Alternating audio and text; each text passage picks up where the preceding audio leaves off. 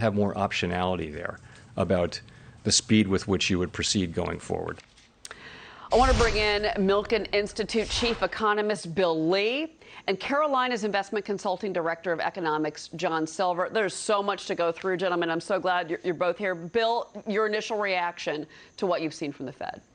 I am so relieved that Chair Powell did the right thing. There's a tradition within the Fed that we don't want the markets to dictate monetary policy. I'm glad he dropped that and said, you know, we're falling behind. We're losing the narrative on inflation. Our credibility is on the line. And the markets have given us the leeway to raise rates by 75 basis points. And in fact, we did it. That is such a great thing. Because one of the things that Chair Powell emphasized was, the minute inflation expectations become unanchored, they've lost the game. And that's what happened in the 70s, and it's the one thing they prevented this time.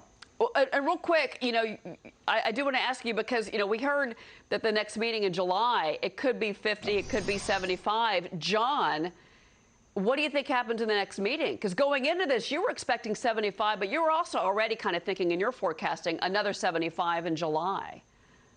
I think they do another 75. He's talking about getting evidence that inflation is going to moderate. But July is only a month away. I don't think you got enough evidence that you're going to moderate. I'm doing 75 basis points. And I agree with Bill that the Fed is much more realistic now.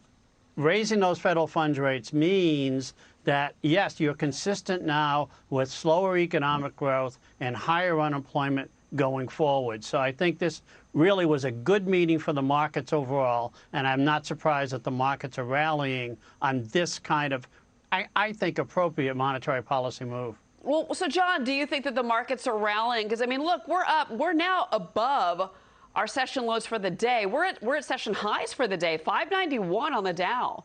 Are the markets rallying because they've got faith in the Fed, or are the markets rallying for some other reason? No, I think the markets are rallying because they now say the Fed now understands the problem. They're giving us a realistic vision of growth, unemployment, and inflation going forward.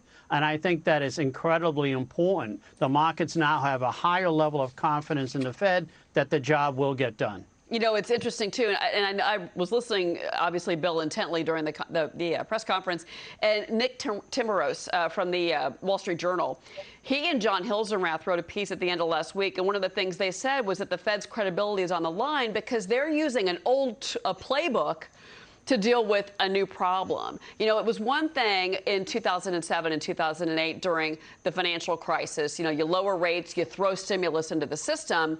But that is not the playbook that the Fed needs to take on now.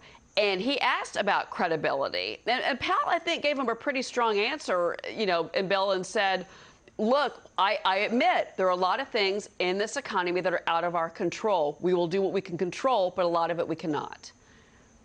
Absolutely. In fact, the playbook they got rid of was from Greenspan, the playbook of gradualism. Do a little bit at a time, don't spook markets. Well, right now, because the Fed has been so transparent in explaining what they've been doing, markets have actually run ahead of the Fed, and the Fed has to recognize where the market really is and what would and would not surprise markets. If they did 50 basis points, you'd be seeing the market crash right now. The market was hugely volatile because the Fed was so unclear about what its future path was going to be. To say that we're going meeting by meeting doesn't help. We have to tell the markets, if inflation doesn't come back down to our level by this time, we're going to be very aggressive and going to do whatever it takes. So far, this meeting has brought back some credibility to the Fed because the March FOMC meeting, they showed we could get disinflation without any rise in unemployment, without any slowdown in growth. That immaculate disinflation is a fairy tale that I'm glad the Fed has gotten rid of. Although this forecast itself was not that great also. No, well, no. I mean, again, and, you know, there was a lot of talk, John, about SEP. And just to let everybody know what the heck they were saying, summary of economic projections. But it's the big three. OK, this is today was the day we were going to get. We only get this every quarter. They say, here's our forecast for GDP, 1.7% this year. Here's our forecast for unemployment for the year, 3.7%. Inflation, 5.2%, John. So a lot of talk about, they really, it seemed to me, had to really do a quick pivot after that CPI number last Friday. And Powell pretty much admitted that during the press conference. Yeah, it was definitely a quick pivot. And also notice for investors, they lowered the GDP estimate for the next 3 years. They raised the unemployment rate for the next 3 years. And they still don't get to their inflation target of 2% over the next 3 years. So once again, it's a much more realistic vision of what the Fed can or cannot do. And I think I'll make one more point. It is interesting that he dropped the term model. We're not following a model. We're following the data, and that's something that economists like Bill and I are doing right now. We're looking at the data very carefully. We're not given a model that we have to follow. They threw out the old playbook. I think that's what they did today. Indeed. They threw it out. They said, okay, new problem, new solution. Bill, John, you got it. Guys, thank you very much. Great analysis, obviously, of this decision and, of course, what we just heard from Jerome Powell.